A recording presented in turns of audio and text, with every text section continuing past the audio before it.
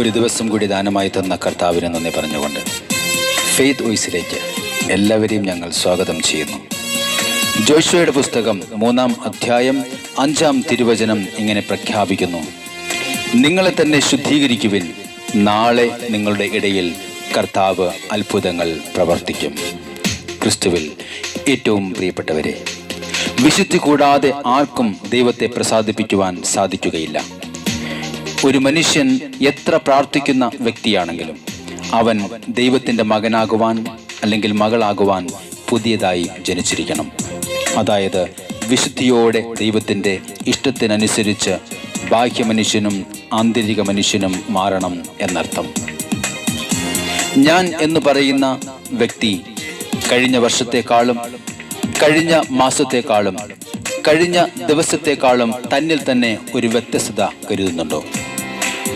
നമ്മുടെ പ്രവൃത്തികളിൽ, ചിന്തകളിൽ, സംസാരത്തിൽ, ആലോചനകളിൽ ദൈവത്തെ മുൻനിർത്തിയുള്ളതാണോ നമ്മുടെ ജീവിതം? ദൈവം ആഗ്രഹിക്കുന്ന രീതിയിലുള്ള ജീവിതക്രമമാണ് നമ്മുടെ ജീവിതത്തിൽ ഉള്ളത് എങ്കിൽ നമ്മുടെ പ്രാർത്ഥനകൾക്ക് ഉത്തരം ഉണ്ട്. അതുകൊണ്ട് നിരാശപ്പെടാതെ, ഇപ്പോൾ ഉള്ള വേദനകൾ കടന്നു പോകും. ആകുലപ്പെടുന്നതുകൊണ്ട് ആയുസ്സിൻ്റെ ദൈർഘ്യം ഒരു മുഴമെങ്കിലും വർദ്ധിപ്പിക്കുവാൻ നിങ്ങളിൽ ആർക്കെങ്കിലും കഴിയുമോ എന്ന് തിരുവചനം ചോദിക്കുന്നു. ഇത്രയും നാൾ ആകുലപ്പെട്ടതുകൊണ്ട് ഒന്നും നേടാനായിട്ടുമില്ല. പിന്നെയോ എപ്പോഴേക്കെയോ നമ്മുടെ മനസ്സിൽ ഒരു ചിന്ത ആവശ്യമില്ലാതെ കടന്നു വരുന്നു. ഭയത്തിനും നിരാശകൾക്കും ശക്തി കൂടുന്ന ഇത്തരം ചിന്തകൾ നമ്മുടെ മനസ്സിൽ നിന്നും നമുക്ക് മാറ്റിക്കളയാം.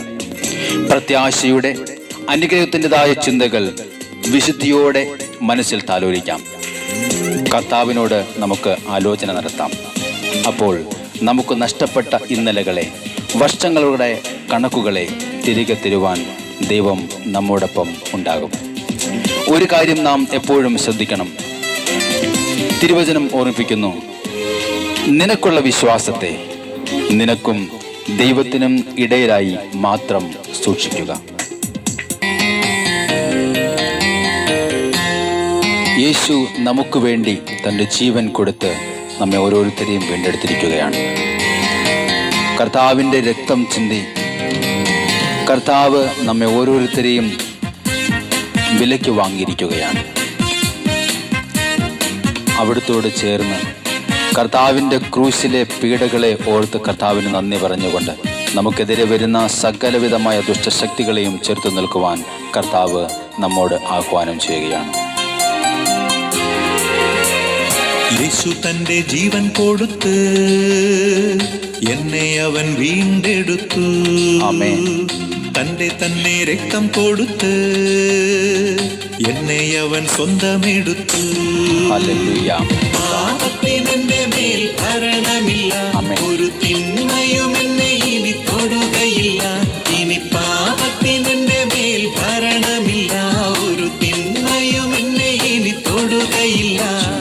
യേശുവിൻ ക്രൂശിലെ പീഡകളാലെ സാത്താനെ ശാസിക്കും. യേശുവിന്റെ നാമത്തിൽ എന്നേക്കും വിട്ടുപോകാം. സാത്താനെ ശാസിക്കുന്നു, എന്നേക്കും വിട്ടുപോകാം. നമ്മുടെ രോഗങ്ങളെ കർത്താവിൻ്റെ തിരുമുമ്പിൽ നമുക്ക് സമർപ്പിക്കാം. അവിടുത്തെ തിരുമുറിവുകളിൽ സൗഖ്യമുണ്ട്. അവിടുന്ന് നമുക്ക് വേണ്ടി തൻ്റെ അടിപ്പിണരുകളാലെ സൗഖ്യം കർത്താവ് ഇതാ നമുക്ക് വിശ്വാസത്തോടു കൂടി കടന്നു ചെന്ന് നമുക്ക് കർത്താവിൻ്റെ അടുത്ത് സൗഖ്യം നേടാം. യേശു തന്റെ അടിപ്പിണരാൽ എന്റെ രോഗങ്ങൾ ഏറ്റെടുത്തു. അവനേറ്റ പീഡകളാൽ സൗഖ്യത്തിൻ ശക്തി പകർന്നു. രോഗത്തിനെന്റെ മേൽ ഭരണമില്ല, ഇനി ദുരിതങ്ങളിൽ ഞാൻ പതറുകില്ല. രോഗത്തിനെന്റെ മേൽ ഭരണമില്ല, ഇനി ദുരിതങ്ങളിൽ ഞാൻ പതറുകില്ല.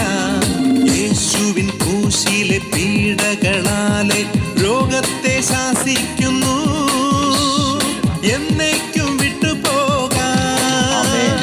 രോഗത്തെ ശാസിക്കുന്നു, എന്നേക്കും വിട്ടുപോകാം. നമ്മുടെ സകല പാപങ്ങളും ഏറ്റെടുത്ത കർത്താവിൻ്റെ തിരുമുമ്പിൽ ചെന്നുകൊണ്ട് നമുക്ക് അവിടുത്തോട് പറയാം, കർത്താവേ, ഞങ്ങളുടെ പാപങ്ങൾ ക്ഷമിക്കണമേ. ഞങ്ങളുടെ പാപങ്ങൾക്ക് പകരമായി കുരിശിൽ മരിച്ച കർത്താവായ യേശുവേ, ഇനി പാപത്തിന് ഞങ്ങളുടെ മേൽ ഭരണമില്ല കർത്താവേ.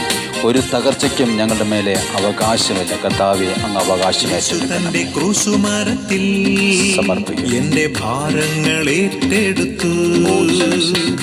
യേശു തന്റെ മരണത്തിനാൽ പാപത്തിൻ മുഖം തകർത്തു. പാപത്തിനെന്റെ മേൽ ഭരണമില്ല, ഒരു തകർച്ചയും എന്നെ ഇനി ഏൽക്കുകില്ല.